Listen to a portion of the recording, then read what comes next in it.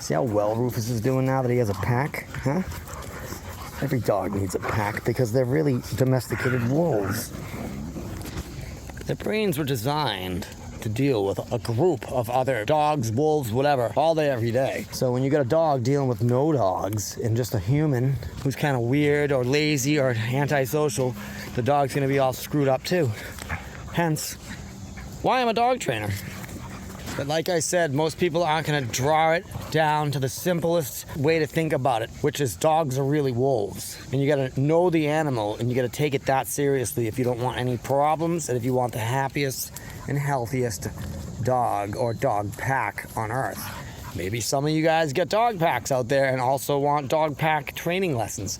That's what I specialize in, but it doesn't really matter. I can do all kinds of training, rehab, socialization, not the search and rescue or canine training. I am a rehabber and a socializer.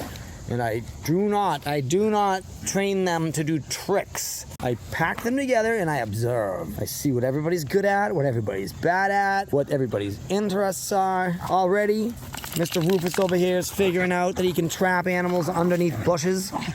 And I've seen that happen with my white pit bull, Grant. He learned that at about 3 years old, that he could just trap the chipmunks or whatever underneath the bush when they ran under there anywhere in the woods, and he would just dig under the bush and get the animal at some point.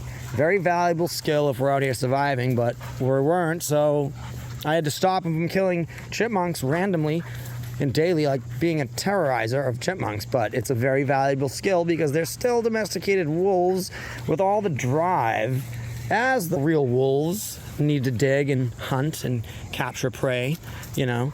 It might not be looked at as valuable now in our domesticated society, but that skill of finding little animals, trapping them, and catching them is very valuable, especially if we were surviving out here, all right?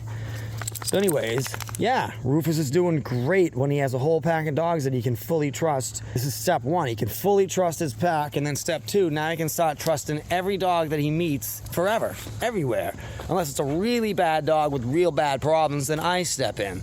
But most of the time when they see dogs that are their former self or a really bad or aggressive dog or unbalanced and dominant, then they're gonna take a hike and walk around it or avoid it. They don't wanna fight, they don't want problems. Most dogs wanna do this all day. They wanna have fun and avoid problems, but they are wolves and they are ready to just get into trouble at any point, all right?